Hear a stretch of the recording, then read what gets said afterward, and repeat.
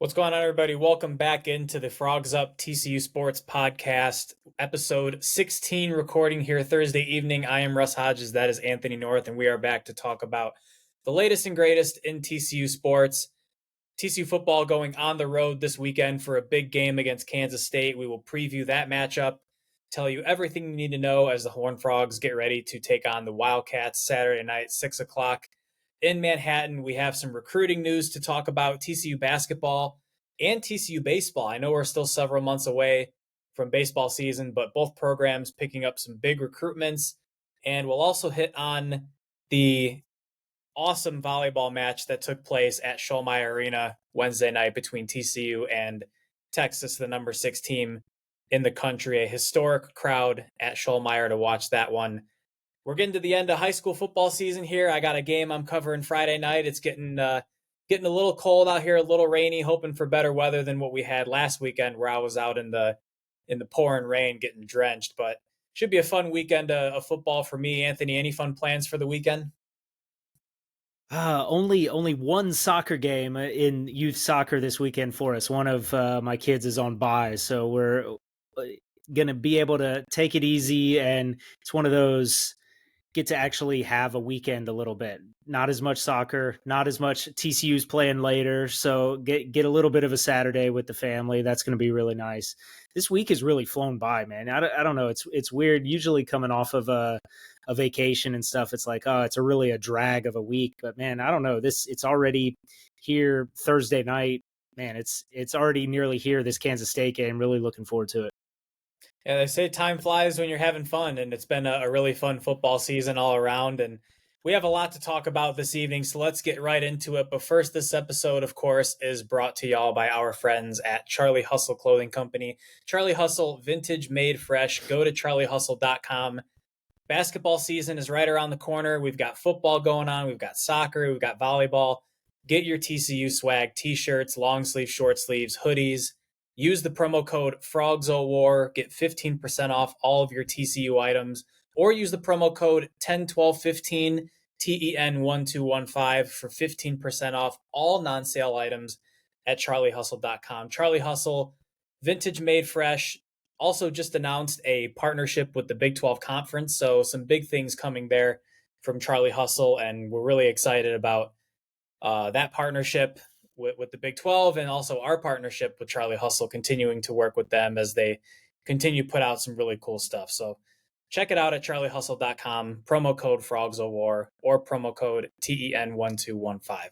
The Patreon is live if you want to make a small donation, support the two of us here on Frogs Up or any of the other podcasts affiliated with the 1012 network. Go to patreon.com/1012 network. All right, TCU going on the road this weekend. Big game against Kansas State. Kickoff will be Saturday, 6 p.m. TCU coming in 4-3, 2-2 in the conference. Kansas State 4-2, 2-1 in the Big 12. These two teams, of course, met twice last year. Both games were fantastic. TCU rallying for a home win over the Wildcats during the regular season, rematching with Kansas State in the Big 12 championship, a game where I was there at AT&T Stadium. It was a heartbreaker, but a great game to watch, as TCU, of course, was stopped at the 1-yard line in overtime, and Kansas State walks it off with the game-winning field goal. So TCU looking for a little bit of revenge this weekend. Saturday, 6 p.m. on ESPN2. Kansas State coming off a big win last weekend over Texas Tech, 38-21, where Baron Morton, the second-string quarterback for Texas Tech after the Tyler Shaw injury, he left that game with an injury, and that resulted in the third-string quarterback, Jake Strong, coming in. He threw 3 interceptions. Kansas State ran the ball very well in this game. Avery Johnson, the big-time 4-star freshman, he just ran for 5 touchdowns in this game on 90 rushing yards. And Trayshawn Ward had over 100 yards. DJ Giddens had a fairly decent game as well. So Kansas State coming in with a little bit of momentum after a pretty surprising loss against Oklahoma State, and looking to get back on track with a second win in a row against TCU. And the Frogs, of course, dominating BYU last weekend, 44-11 at home. The coming out party for Josh Hoover He'll look to continue that this weekend. Anthony, what can you tell us about this Kansas State team, how the season has gone for them, and just the kind of contest that we should be expecting between these two teams this weekend? Yeah, I mean, Kansas State comes in already off of a little bit of a disappointing season. I think this game coming up this weekend was expected to likely be between undefeated teams battling at the top of the Big 12, and so it's a little bit of a downer that that's not the case, as both sides have struggled earlier in the season. Kansas State losing that game to Missouri with the walk-off field goal, and then the big surprise game to Oklahoma State as well. So, but that's two games on the road against two pretty solid, if not excellent, opponents, and clearly the Wildcats play better in Manhattan. A pretty intense atmosphere there. Those fans will be crazy and loud, and it'll be a wild time. But the Wildcats, I think it's the quarterback question we'll have to get into, because it's a very curious thing here for them. How do they balance this situation where you've got the incumbent starter, Will Howard, has been pretty terrific for Kansas State in the past, leading them to that Big 12 championship. He's been an absolute killer of TCU. He came into the game last year and took things over when Adrian Martinez went down. Wins that game against TCU in the Big 12 championship, wins the game against TCU a couple years earlier where he came in as an injury as the second quarterback. So there's something about playing against TCU that he is more than ready to go put on a show. But then Avery Johnson he's clearly the future. He's clearly a supreme talent at the position. He's got the recruiting pedigree. Everybody in the country wanted him to come to their school. He stays home in Kansas, goes to Kansas State. And as soon as Kansas State is ready to turn the keys over to him, he's going to be electric. And we saw that last week against Texas Tech. I guess Kansas State has gotten the benefit of playing against backup quarterbacks. So, according to all of Kansas State fans from last season, if you play against a backup quarterback, that means it doesn't count. That's what they told us about every win that TCU had last season. So, I heard that they must have intentionally taken out Baron Morton and made sure that he was some malicious intent. I'm being facetious, tongue in cheek here, because I think that the online fan base of Kansas State can be a little bit at odds with the online fan base with TCU. There's somehow Kansas State has gaslit itself to believe that winning the Big 12 championship is a greater achievement than winning a college football playoff game. And I suppose whatever you got to tell yourself to sleep at night. But as it relates to this game, I think that both of these quarterbacks are going to get a lot of play. I think it might be the case where pretty quickly the keys are turned over, but I don't think that Chris Klieman is just going to throw Will Howard aside here. I think he's going to get some run. But if he plays poorly, it's going to be a very, very short leash, and Avery Johnson will certainly come in and be a big threat for TCU that the TCU defense will have to find a way to handle. This team still has Phillip Brooks and Ben Sinnott at tight end, guys who have been very productive and for a very long time, and with a running game that certainly no Deuce Vaughn, but DJ Giddens and Trayshawn Ward are very capable backs and capable of taking advantage of, if there ends up being a hole in the TCU defense, they will be able to take advantage of it. So I think this offense and Chris Klieman and Colin Klein know how to scheme things up to take care of TCU. We saw it quite a bit in both games last year. So I think it'll be a big challenge for the TCU defense to go handle this Kansas State offense. And it's the first time this season where TCU is really having to prepare for two different quarterbacks. I mean, you look at some of these recent matchups where You know it's going to be Keaton Slovis for BYU. You know it's going to be Donovan Smith for Houston. You know it's going to be Garrett Green for West Virginia. But going into this Kansas State game, you have to prepare for two very different quarterbacks. And it's also intriguing because Will Howard, as you mentioned, he's been a Heisman performer against TCU over these last couple of years. But then you have Johnson coming in, who's running the ball extremely well, super talented quarterback. And Will Howard has also kind of struggled a little bit over his last couple of games, and I think he's battling a little bit of an injury as well. So it's going to be interesting to see how this game unfolds and how much playing time these two quarterbacks get. Is it going to be a 50-50 split? Is it going to be a 60-40 or a 70-30, one way or the other? I guess it's really going to depend on how the game goes. Maybe if Kansas State is able to get an early lead, then they stick with the run game and they give Avery Johnson some more run and try to pound the football. If they fall behind and they got to start throwing it all over the field, maybe Will Howard gets a little bit more reps there. But you mentioned Ben Sinnott and Phillip Brooks, veteran guys who have been around for a while. They've done some damage against TCU. And then you have DJ Giddens and Trayshawn Ward, the Florida State transfer, who are both averaging well over 5 yards a carry this year. So the Kansas State offense is going to be difficult to stop. But as you look at this Kansas State defense, we mentioned no Deuce Vaughn, no Adrian Martinez on the offensive side. Defensively, they lost Felix Anudike-Uzama and Julius Brents, who were some of the better defensive players, not only in the Big 12, but in all of college football last year. Julius Brents was a second-round draft pick at cornerback. Felix Anudike-Uzama was I believe a second or third round draft pick to Kansas City. I think he was a first round draft pick. A game breaker he was for Kansas State against TCU. How many sacks did he have against TCU last year? I think it might have been and 4 or 5 or something crazy. Yeah, I think it was 2 years ago.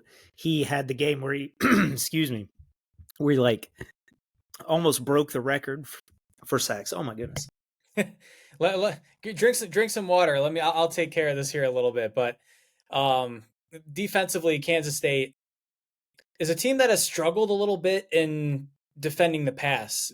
Miles Perry, one of our staff writers, pointed out in our roundtable that is online at frogsofwar.com that Kansas State defensively ranks worse than 100th. I think about 115 in the country in pass defense. So they've given up some points, and you look at their results over the last few weeks, given up 29 points to Oklahoma State, given up 30 points, I believe, to Missouri. They're prone to giving up some points on the defensive side, more so than the last couple of years. So I think for TCU, you have an opportunity, and for Josh Hoover specifically, there's an opportunity in this game to really build on what you did last weekend. The way Josh Hoover was able to read the defense and work up in the pocket, making great throws, making good decisions, showing a lot of poise, and growing into a leader before our eyes. He's going to have an opportunity now to take advantage of a Kansas State defense that has struggled a bit against the pass this year. So, Anthony, when you look at this defense, what stands out to you? And I guess what's going to be the key for this offense to get it going against Kansas State this weekend? And yeah, I'm still trying to shake this cough, so sorry if I have to go on mute a couple times here and step off for the cough button. But yeah, I think it is curious how this defense is so bad against the pass statistically, both just in the raw stats and in the advanced stats. Pretty much across the board, their passing analytics are really bad, which it kind of doesn't make sense because, yeah, they are among the top 20 in all the rushing stats. So they're defensively shutting down run games, but teams have found a way to move the ball against them through the air. And yes, they no longer have King Felix or Julius Brents, who were they were elite players, top of the Big 12, top of the country. But they've, I think they've been able to fill those roles. Khalid Duke is leading the Big 12 in sacks right now on this defense. And then Kobe Savage is the corner out there that's really doing a great job filling in that role. So, I think they've reloaded a bit. I think we thought this about TCU, like, hey, they've lost these guys, but here are these great players who are filling in. Maybe it's just looking at it from afar, but those two guys have seemed to step into those roles in a really strong way. And I think that defense is still a big challenge. What I'll say, I guess, is it's also another week of tape, and Josh Hoover's not going to surprise anybody. So now Josh Hoover he's announced himself to the world in that BYU game, and in no way will Kansas State be underrating his ability to distribute the ball and make things happen through the air. So, I think that little bit of element of surprise that worked in his advantage against BYU will not be there. They'll be able to game plan for him and for this passing attack. And so it will be, can the scheme that Coach Briles can work up, and can Josh Hoover make it happen? But really, as I put it in our roundtable, I think it's about giving Josh Hoover time. This offensive line and Amani Bailey and the pass protection last week was terrific. And if they can keep Hoover clean again like that against a much more stout defensive front, and keep Duke away from Hoover, then I think Hoover has every opportunity to go out there and show it again. Yeah, I think you look back at the game against BYU, I'm not sure if Josh Hoover was sacked in that game, and Amani Bailey, for how well he's run the ball this season, he only had 13 carries, I think, in that BYU game, but he was doing a great job of picking up some of those blitzers that were coming through the middle, and he was playing selfless football in that game, and that allowed Josh Hoover to be able to work up in the pocket, have that extra time to make those throws. And I could see this game playing out similarly in that maybe Amani Bailey doesn't get the 20 to 25 carries that he's had earlier this year. Maybe it's another 10 to 15 carry game, maybe one or two targets in the pass game, but we're probably going to see him pass protecting a little bit more, just to give Josh Hoover that time. It's going to be super important for this offensive line to protect Hoover playing on the road. First road start for Hoover. Getting him rattled early in the game could cause some trouble for TCU. So if the Frogs are able to keep that pocket clean and allow Josh Hoover to read the defense and make the kinds of throws that he was making last week against a struggling pass defense, I think TCU is going to have an opportunity to put up a lot of yards and hopefully a lot of points. We know that the red zone issues have been an issue all season. I think we know that's just how TCU's offense is going to roll this year. There are going to be a couple of mistakes in the red zone, but the priority is going to be protecting Josh Hoover and preventing the Kansas State defense from getting him rattled, especially early on. And then for the TCU defense, last week I talked about the matchup between Keaton Slovis and the secondary, and I spoke about how the secondary needed to make some big game-changing plays, and that's exactly what we got at the beginning of the first quarter when Shad Banks comes on the delayed blitz. He forces the bad throw from Slovis. It gets picked off by Bradford for a touchdown. I don't think the secondary is going to have to do as much in this game. I think they're still going to have to play well, but the key for me when I look at this TCU defense in this particular matchup is the guys up front, specifically the linebackers, are going to have a big task in slowing down this Kansas State run game. TCU has done a fairly good job at stopping the run this year. I think at times some opponents have gotten away from them a little bit, but what worries me the most is, should Kansas State give Avery Johnson some extended run, TCU hasn't really faced many dual threat quarterbacks this year. I think Garrett Green is probably the closest that TCU has seen in a dual threat this year. And although Garrett Green completed fewer than 50% of his passes, he did have that big run play where he broke contain. Nobody set the edge for the TCU defense, and he ran for about a 30 to 35-yard touchdown. So Avery Johnson is just as good, if not significantly better than Garrett Green. And the ultimate goal for this TCU defense, I mean, this is going to be arguably the best run offense that TCU will face all year. And so that's really my key to victory for this defense is, can these linebackers fill those gaps and make clean tackles near the line of scrimmage against this Kansas State rushing offense? If they can do that, I think TCU will have a really good chance to win. If they struggle and they're missing tackles and they're not setting the edge, it's going to be a very difficult game for TCU. Yeah, and you mentioned the interception for a touchdown that opened the game last week against BYU, and the blitz that got home, or at least gave enough pressure to hassle Slovis into that throw. And I think that's going to be really important. Is Joe Gillespie likes to send those delayed blitzes, likes to send pressure from different places from the linebacker position. And can those players make their way to the quarterback? Can they either get sacks or force, poor decisions or poor throws from whether it's Howard or Johnson? But also making sure that, particularly with Johnson, if he gets the space that Garrett Green had on that touchdown run, I mean, yeah, Avery Johnson will be able to run, for days looking like that. You're not going to be able to just send a guy and leave all of that open real estate out there, because Johnson will definitely make you pay. And we've seen Will Howard do that to TCU as well.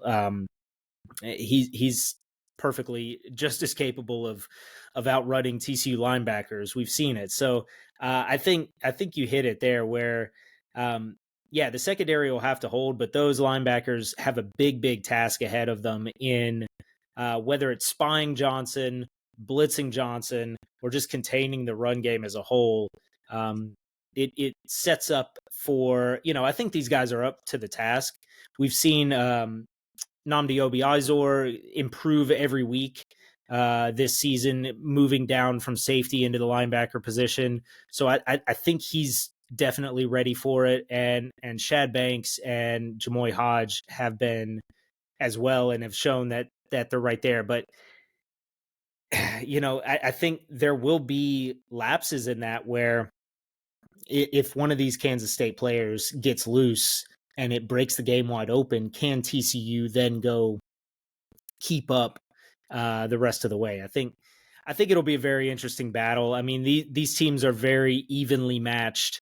I think the home environment will definitely have a say in this game. The night home environment there for the Kansas State Wildcats. So I don't know. It's just going to be a really exciting game. And if I were a neutral observer, I think it would just be a terrific game to watch. I'm nervous, obviously, as a TCU fan. I think that it's going to be a big challenge for the Frogs to go up there and catch a win. But I think it should be a great game with a lot of heavy emotion on the field and, big implications for these teams going forward as well. And TCU, unfortunately, has not fared very well in night games this year. They are 1-2 over 3 night games, with a win against Nicholls State week 2, but then losing to West Virginia and then losing at Iowa State in night games. So hopefully TCU will have some better fortune. Was that Houston game at night? Come on. Houston was at night, wasn't it? You are right. Okay, let's give a little credit. TCU. I'm not used to TCU playing this many night games. It's been a while. The 2022 season we have to thank for that. So 2-2 in night games, but 0-2 over the last 2 night games. So yeah. Hopefully some better fortune for TCU this weekend. And as we get into our predictions here, and if y'all haven't had the chance to check out our full roundtable with the Frogs of War staff, go to frogsofwar.com, give that a read. Our staff, Miles Perry, Drew Carlton, Austin McGee, and everybody involved do a tremendous job. Predictions here, I'm keeping mine fairly conservative again. Of course, I'm picking TCU to win the game. My prediction is 28-24. TCU comes out on top and goes into the bye week on a 2-game win streak. The Frogs are able to get some much-needed rest, and it's going to be a great game, and I think TCU is going to come out with a narrow victory. Yeah, another thing that I find curious going into this game is how incredibly confident the Kansas State fans and media have been going into this one. I spending some time listening to a few podcasts, reading a lot of the news coverage, it seems like Kansas State is already looking ahead 2 weeks from now to the Texas game, and then maybe several weeks forward to to Arlington. Everything is about, how do we go beat Texas and then go win the Big 12 or Big 12 championship again. They're chalking this one up as a win, as a guaranteed win. And, I think Kansas State is rightly favored in this game. But I think that the Horned Frogs will make it so it is not such a guaranteed win. I am sticking with my what I always pick for TCU versus Kansas State, and that's TCU to win 31-30. I picked that for both games last year. I just think this one is so evenly matched. It could be a complete coin flip. The 31-30 could just as easily go the other way, and Kansas State take the win. But of course, my prediction is TCU wins 31-30, and at least makes this pretty scary for those guys up there. I think that confidence, and maybe that plays into Kansas State, is maybe the players and the coaches are looking past TCU. They feel like they've bought into, oh yes, we won the Big 12 championship, and that's the most important thing that's ever happened in the history of college football. And we don't need to care about this game against TCU this year because they're not very good. And they're already looking past TCU, past Houston, onto the game against the Longhorns. So maybe you catch them sleeping a little bit there. But yeah, of course, Horned Frogs win 31-30. And if y'all haven't checked out our preview content, we have a full slate of preview content posted to our website, frogsofwar.com. Be sure to give that a read as you prepare for this game. Again, Saturday evening, 6 o'clock, going to be televised on ESPN2, TCU Kansas State. Should be a good one, and this game is, of course, one of many that will be played on Saturday in the Big 12 Conference. A pretty full slate of games. Only 2 teams in the conference, Iowa State and Kansas, have byes. And looking at the schedule here, we have a pair of morning games. UCF going to Oklahoma. That'll be at 11 a.m. on ABC. And then Baylor at Cincinnati, getting the dreaded ESPN Plus tag for 11 a.m. kickoff, a game that nobody wants to watch outside of Waco or Cincinnati.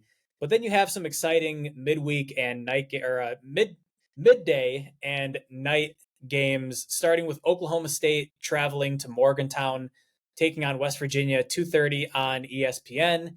Texas is going to go to Houston for a 3 p.m. kickoff on Fox. Texas Tech to BYU, 6 p.m. kickoff on Fox Sports 1. Trap game potential in Houston? I don't know if I kind of want to go that far, but I think Texas will probably win there pretty handily. Oklahoma State and West Virginia is a interesting matchup. For me, the last 2 weeks, Oklahoma State has been a home underdog, and they've won when it looked like their season was kind of dead in the water. But Alan Bowman has been playing some pretty good ball, and he looks like QB1 for the Cowboys moving forward. And West Virginia, of course, we jokingly put all of our eggs in that basket as the Mountaineers, after beating TCU, were the lone unbeaten in the conference to challenge Texas or Oklahoma for one of those top spots, and then they lose on a Hail Mary to Houston. So that run is over with. And UCF Oklahoma, I mean, I think Oklahoma wins there pretty handily. Cincinnati they got to be the most desperate team for a conference win. And this might be the last really good chance Cincinnati has for a conference win this year, getting Baylor at home. I think BYU wins against Texas Tech. Anthony, what are your thoughts on these Big 12 games? Any interesting takes here? Any thoughts on this slate of games? Yeah, I mean the Dylan Gabriel match against his former team, UCF, could have been interesting. I think UCF is just not nearly up to the task in that one. I don't think it'll be very close. It's probably 17 to 24 point victory for the Sooners. Yeah, Cincy and Baylor, man, I was really disappointed with Cincinnati in that Iowa State game. Baylor has also been terrible, so yeah, it gets relegated to ESPN Plus, and yeah, who knows who's going to win that one? And it kind of it kind of doesn't matter, but both really really need that win. So, I tend to think that Dave Aranda is a good coach, and that he will figure out a way to take something from Cincy there. Yeah, kind of the big game on the slate is actually the Oklahoma State West Virginia game, I think. The way Oklahoma State's been playing, I mean, taking down the two Kansas teams is a big achievement. I mean, those are two teams that were certainly favored to win those games, and were expected to compete in this conference. And for Oklahoma State to earn those wins, that's big. But going on the road to Morgantown is a really tough task. Both of those wins for Oklahoma State were in Stillwater. So I'm not sure if the magic continues for them out in West Virginia. Yeah, the Texas-Houston trap game, I don't think so. I think Texas, particularly coming off the bye and the loss in Red River. So, I think having 2 full weeks to have to kind of dwell on that loss, Texas is going to be ready to come out and just blast the Cougars. And it's probably, I mean, the game is in TDECU in Houston, but it's going to be mostly burnt orange in there. You have to expect. I've seen that they've sold out several rounds of like standing room only tickets. I hope that Houston students are able to go, and that Houston fans, however many those there are able to go. But I imagine that is a very Longhorn friendly crowd out there in Houston, and that Texas finds a way to go get it.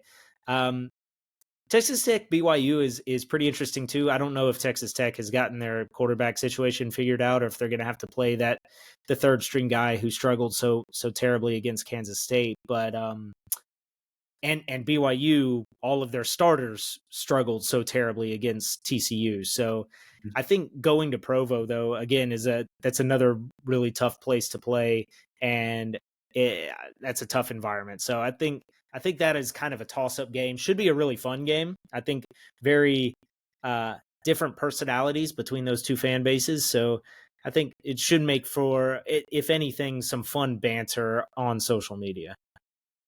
And if y'all are interested in learning anything more about what's been going on in Big 12 football, we do have our Big 12 weekly recaps that go on our website, frogsofwar.com. So be sure to check those out, recapping all of the weekly action in the Big 12. All right, I think that will wrap it up for our football talk this evening. Of course, we will be back recording in a few days to recap the Kansas State game, but we do have some more TCU sports items to hit on this evening.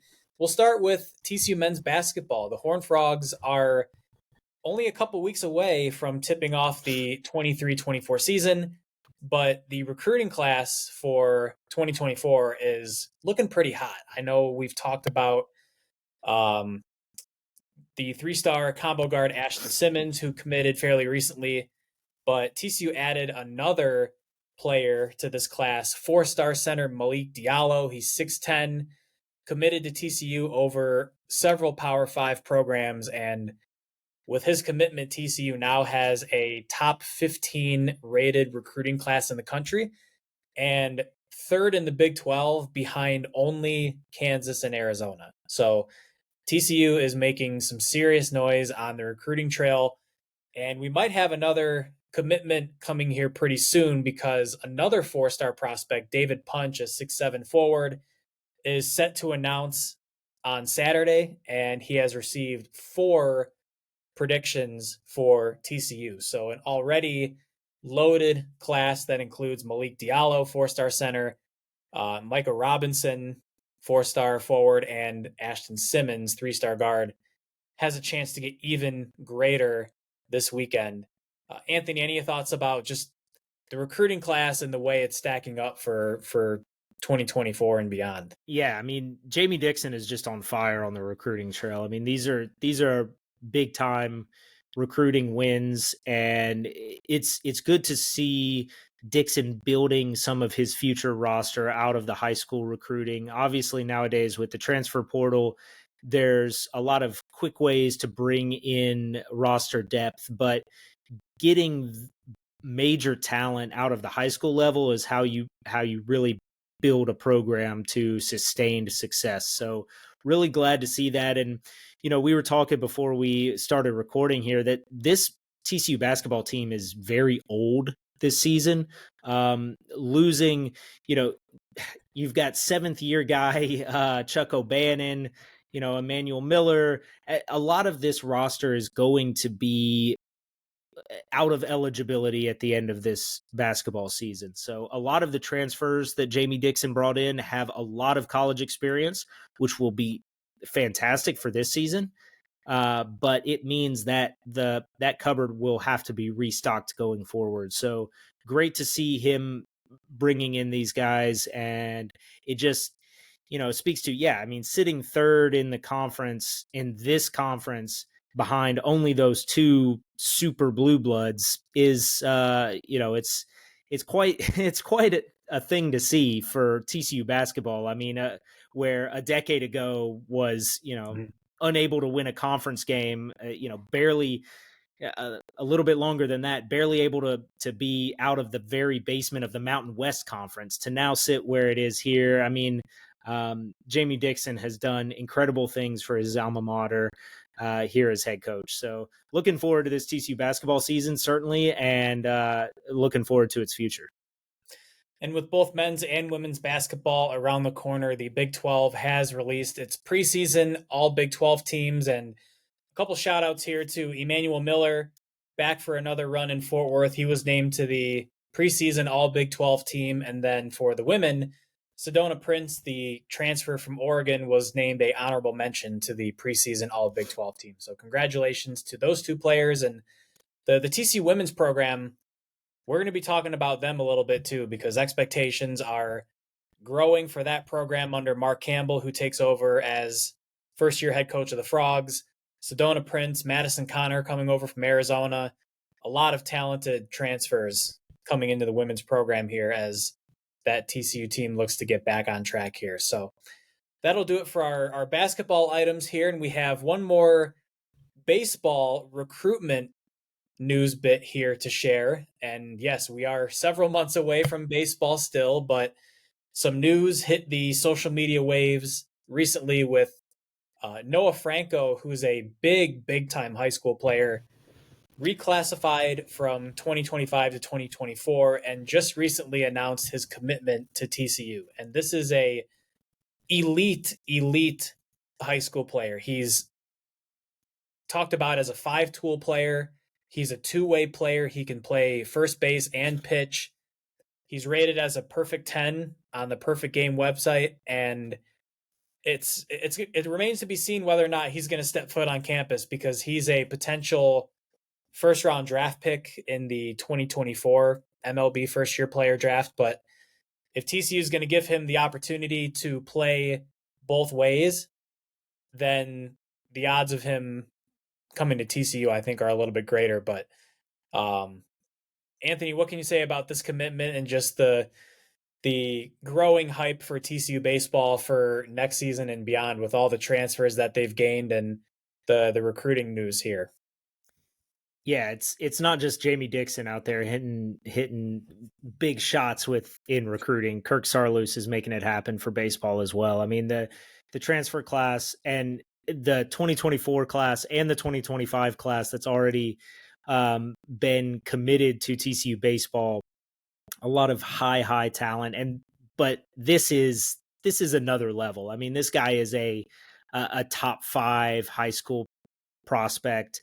probably top 40 MLB prospect for the 2024 draft. And, depending on, on how things shake out, could very well be a first round draft pick, second round draft pick. So, if he's really committed to playing college baseball, and, I think there's every reason to believe that playing, especially nowadays, because college baseball continues to grow in popularity. You see, the College World Series is a major event, and if you're able to come in and be a superstar in college baseball, you can boost your stock significantly. And some of these guys, you look at a lot of the top of the MLB draft this past season, and these guys who became superstars at the College World Series at the college level really found their way to the very, very top of the draft. And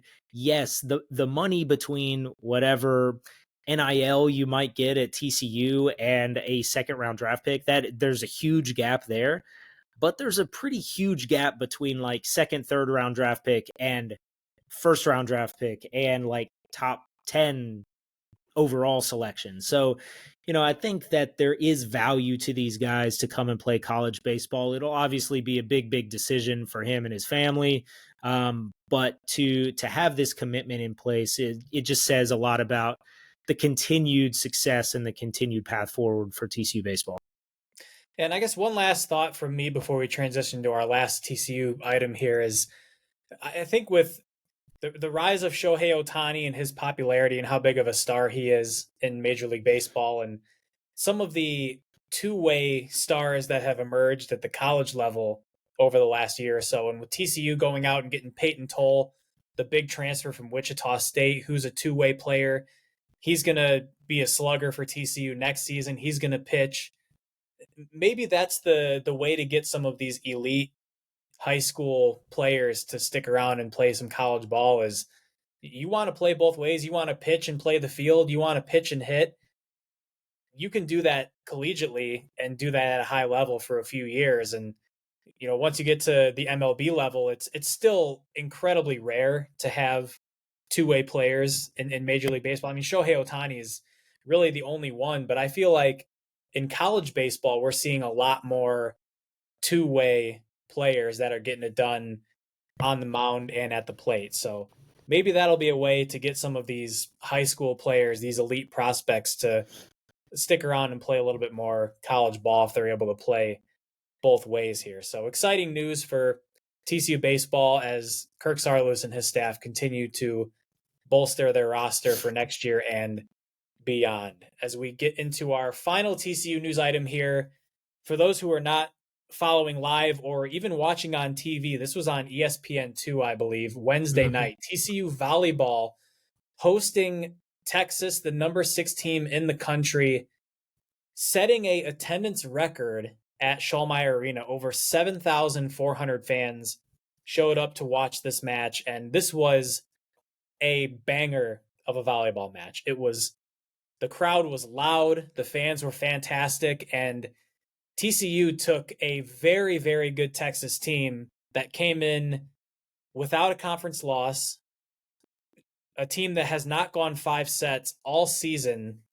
TCU took this team to the very edge. TCU at one point had a 2-1 set lead, dominated the first set, 25-14, lost the second set by a couple points, took the third set, 25-21, nearly had Texas on the ropes, leading 21-19 in the fourth set, but the Longhorns were able to rally there with I believe, a 6-2 run at the very end of the fourth set to win and force a fifth set tiebreaker.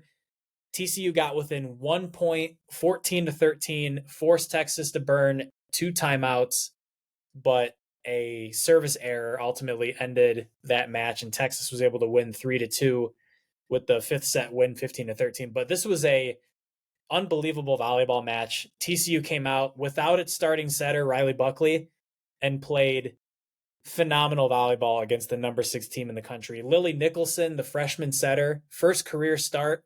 How about 56 assists with 13 digs, a double-double for her, and 56 assists. I mean, I'm trying to remember the last time TCU had a setter go over 50. And for Riley Buckley, I know she had, I think, 52 in a match at Missouri last year before she transferred in this year. That's just incredible stuff for a freshman to come in with this kind of environment, this kind of match, and put up 56 assists. That's incredible stuff there. Audrey Knowles, also all Big 12 preseason player. She's starting to look like Audrey Knowles. 24 kills in this match, a season high for her. 14 digs for the double-double, hit 541, which was by far the best for any TCU player in this match. Melanie Parra, the former Texas player, playing against her old team, she had 20 kills in this match. Jalen Gibson had a double-double with 15 and 11. A great match and a lot of great individual performances for TCU. Just a couple of unforced errors were the difference. I think when I looked at the final stats, Texas had in total 8 service errors and TCU had 16. So that's 8 free points you're giving the other team. And when you lose 3 sets by a combined 7 points, that's just the way the cookie crumbles there. But this was a fantastic match, and TCU is going to be right back at Schollmaier Arena on Sunday for another ranked match. Kansas is coming in, who last week I believe was ranked number 16 in the country. So this is going to be another big time match, and I expect the fans at Schollmaier to show up once again for this TCU team that's now 12-8 on the season and 5-4 in the Big 12, looking to get a big feather in the cap as they try to build a NCAA tournament resume here as we're kind of halfway through the conference schedule. I know I'm kind of our resident volleyball fan here, Anthony, but any thoughts you can add here about just this match or the way that this volleyball team has been playing recently? Yeah, I got to watch some of this, and it's really, I mean, it's kind of a devastating way to lose the match on the service error at the end, and TCU, but you take the reigning national champions, this super productive, big history, big program to this level, and have them right on the brink. But I think most of this, it just says how growing this sport is at TCU. To get that number of fans into Schollmaier for a volleyball match, and to I think that this says a lot about things to come going forward for TCU volleyball, but also for TCU basketball, TCU women's basketball, that this campus, the students on the campus, the community is ready to support pretty much everything that TCU does. And they absolutely put on a show for those fans. And so to have that experience, I think it's just terrific for the university and for the athletic department. I think it portends for big things ahead. It's unfortunate to lose this match. And, I guess I pay a lot of attention to like the bubble watch for men's basketball, but how's it looking for TCU volleyball? Made the tournament last year, got a win in the tournament last year.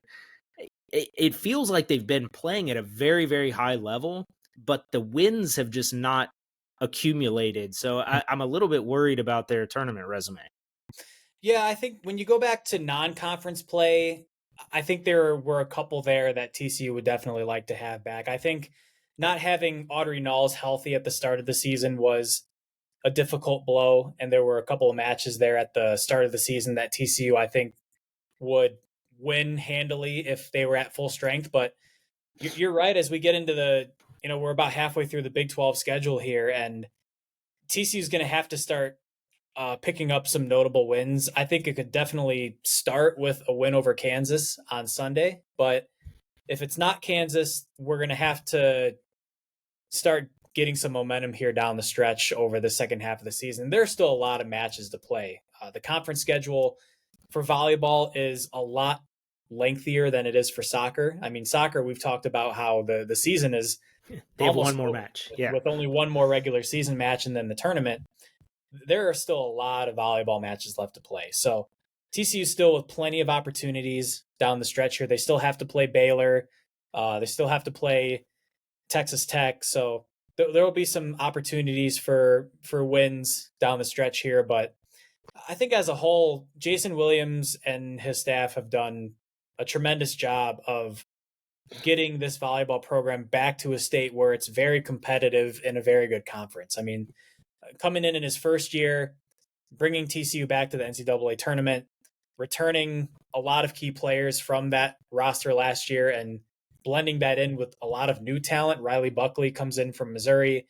Brianna Green, the starting middle, comes in from Denver. Melanie Parra comes in from Texas. So you have a lot of talent on this team, and I think the biggest key is really just going to be staying healthy. I think the match against West Virginia that they just lost recently, Melanie Parra didn't play there, nearly losing to Oklahoma on the road, where I don't think Parra played the final 2 sets. So health is going to be a big factor for this team, but I'm confident that TCU will be able to pick up the necessary wins down the stretch here to make that tournament run. And I think with that note, we'll go ahead and sign off for the evening. I think we're getting pretty close to the 1 hour mark, but whether it's football, volleyball, soccer, basketball, baseball, we have everything y'all need to know about TCU sports at frogsaward.com and here on the Frogs Up TCU Sports Podcast. We appreciate all the support. Thanks for listening in this evening. We'll be back in a couple days with our next weekend episode where we will recap the Kansas State football game and bring the latest and greatest in TCU sports back to the podcast. I am Russ Hodges. That is Anthony North.